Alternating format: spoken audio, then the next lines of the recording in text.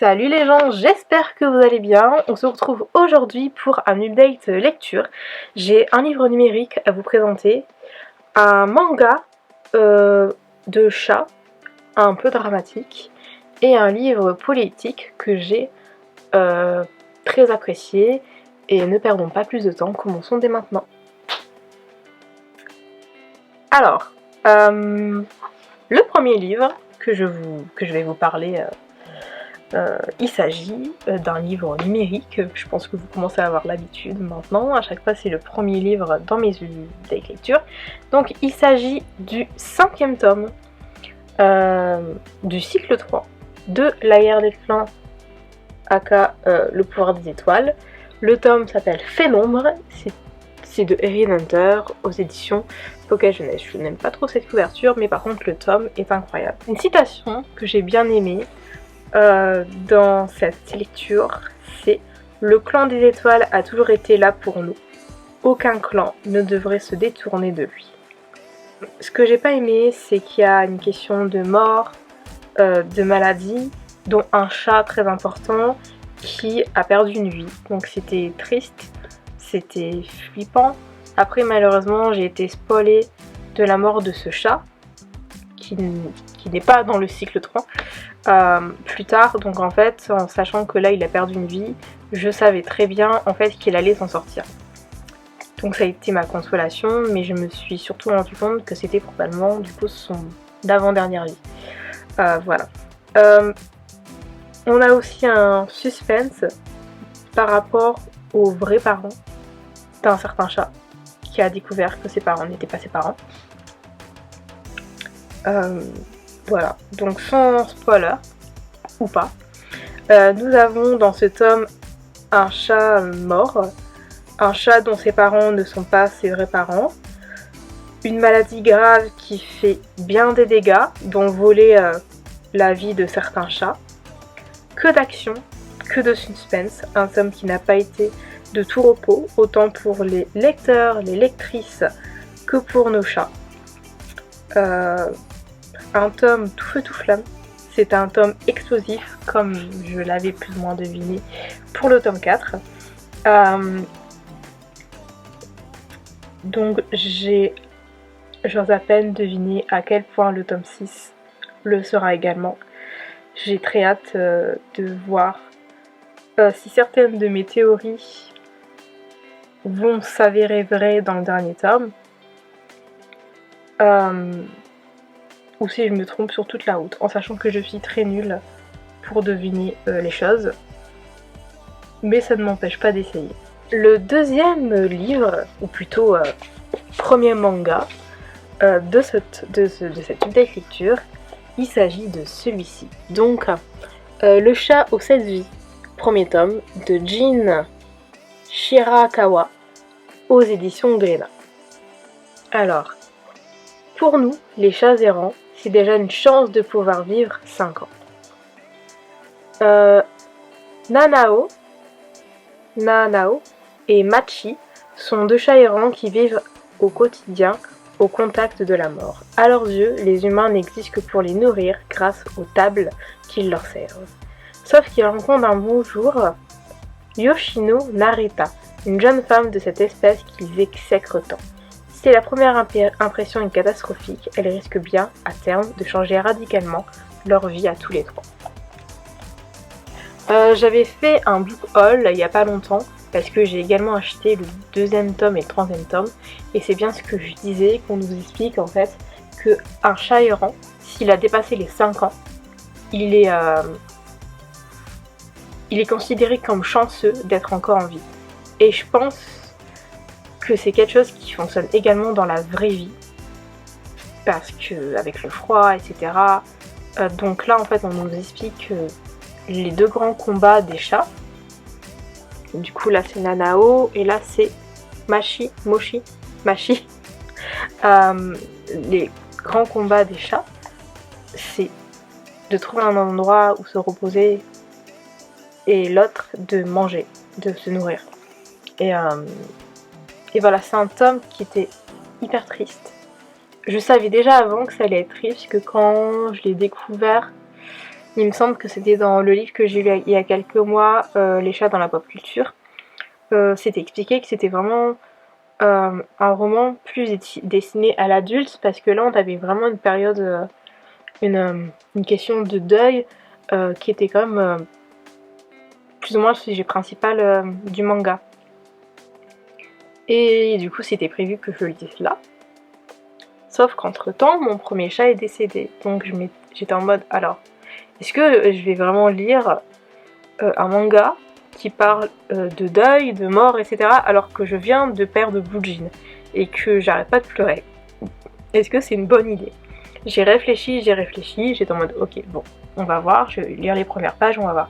Si je le sens pas, j'arrête. Alors c'était difficile, mais en vrai, ça l'a fait. C'est plus à la fin que j'ai pleuré, mais je pense que avec ou sans la mort de Blue Jean, j'aurais dans tous les cas quand même pleuré. Il y a une citation que j'ai beaucoup aimée, c'est « J'imagine que lorsque la vie nous quitte, alors nos sentiments aussi ». Et en fait, cette citation, enfin ce passage a été écrit lorsqu'en fait que Nanao et Machi ont vu l'un de leurs potes chats mort. Voilà, c'est très triste. Ce manga nous confronte au problèmes des chats errants, à plusieurs problèmes des chats errants. Ils nous montrent leur quotidien en cherchant à manger et de places chaudes pour dormir. En plus de ça, ils sont confrontés à la mort en voyant les leurs morts de froid, notamment. On nous explique que le seul moyen de manger pour ces chats sont des sortes de tables qui sont de moins en moins fréquentes. On nous explique ainsi que au-delà de ça, un chat errant, au-delà de 5 ans, un chat errant est considéré comme chanceux d'être encore en vie. En tant qu'amoureuse des chats, ce manga m'a brisé le cœur, encore plus la fin qui explique beaucoup de choses, notamment par rapport au personnage chat de Nao. Nanao c'est lui. Hâte de lire la suite pour encore bien pleurer, et j'ai pas pu m'empêcher d'acheter le 2e et 3e tome presque tout de suite après avoir lu ce manga, tellement que j'ai aimé, et j'ai hâte de pleurer. Voilà, en tout cas il est génial. Il est trop bien. J'ai fait un big avis sur Goodreads, etc. mais également sur Instagram. Là j'avoue que j'ai été assez brève, mais si vous voulez vraiment avoir un big avis, allez voir mon Insta ou de Goodreads ou qu'importe, parce qu'il y a énormément de choses à dire dessus, mais vu que j'ai peur de trop blablater, je préfère un petit peu couper ici, mais vraiment c'est incroyable, très triste, énormément triste, mais c'est vraiment touchant. Le dernier livre que j'ai lu pour cette update lecture, il s'agit d'un livre que j'avais dans ma palle depuis un moment. J'attendais le bon moment pour le lire. J'ai pas choisi le bon moment, mais c'est vrai que je voulais quand même terminer l'année avec celui-là. Je l'ai beaucoup aimé, c'est très intéressant. Donc il s'agit de Faites mieux vers la révolution citoyenne de Jean-Luc Mélenchon aux éditions Robert Laffont. Est-ce que je vous lis derrière ou pas? Je sais pas, je crois pas. Il nous parle de pop culture, notamment de la Casa de Papel. Il nous parle de Anonymous. Il nous parle du Joker, globalement dans toute cette catégorie de pop culture. Il y a une citation que j'ai beaucoup aimée par rapport à la Casa de Papel, je vous explique, et en plus c'est l'une des raisons principales de pourquoi moi personnellement je suis fan de cette série. Comme ces masques de Dali sur le mode de la Casa de Papel, car sa première saison est emblématique d'un message politique anticapitaliste et non violent. Le masque symbolise l'anticonformisme, mais surtout l'insurrection contre le système bancaire et financier. Et c'est vrai que c'est un masque du coup qui est devenu populaire partout dans le monde par rapport à ça. enfin voilà, symbolique, populaire, etc., qui a même été porté via des manifestations.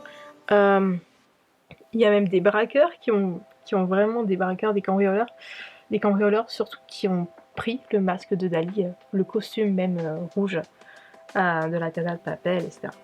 Bref, c'est pas le sujet principal du livre. C'est un livre qui est très, voire trop intellectuel.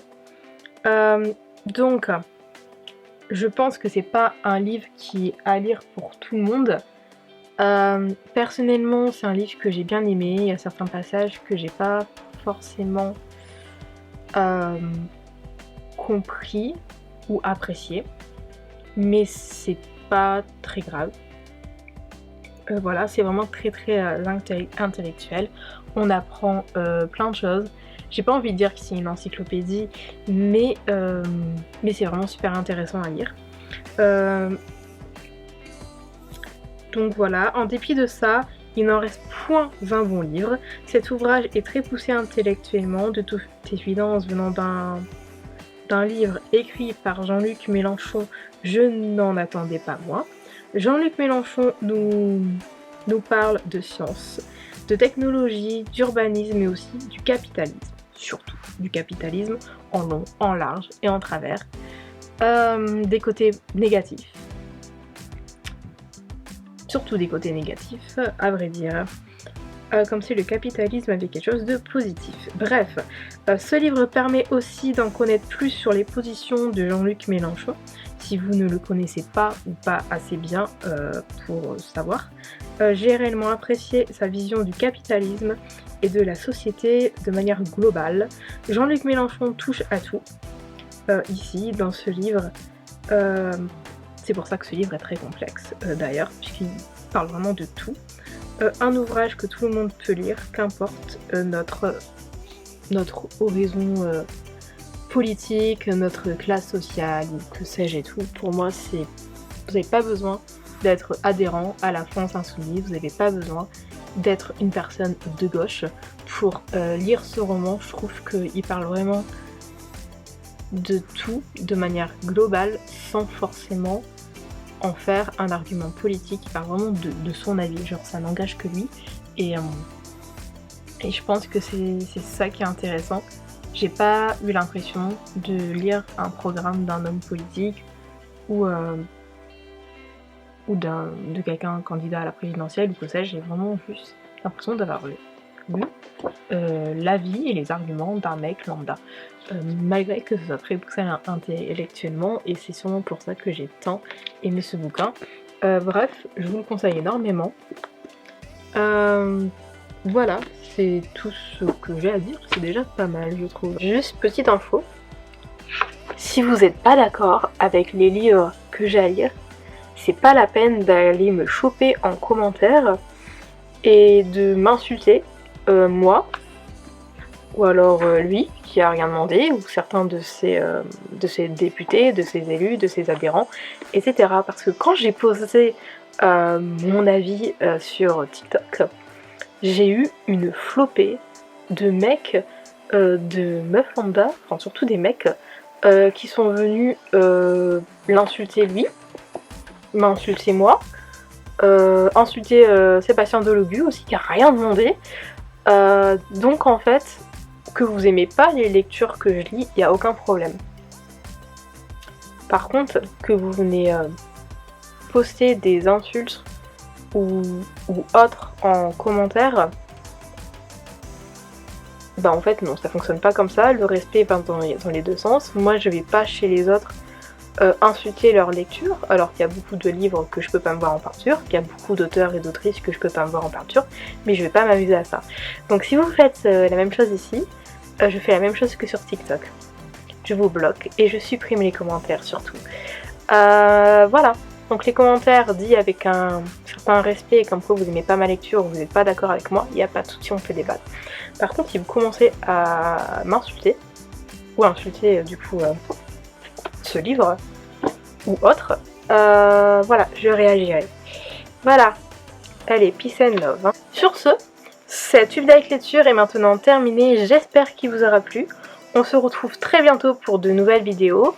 En attendant, n'hésitez pas à vous abonner à ma chaîne, à la liker, enfin liker la vidéo, à commenter la vidéo, si elle vous a plu ou pas. Comme je l'ai dit, je débat avec plaisir, si c'est fait dans le respect.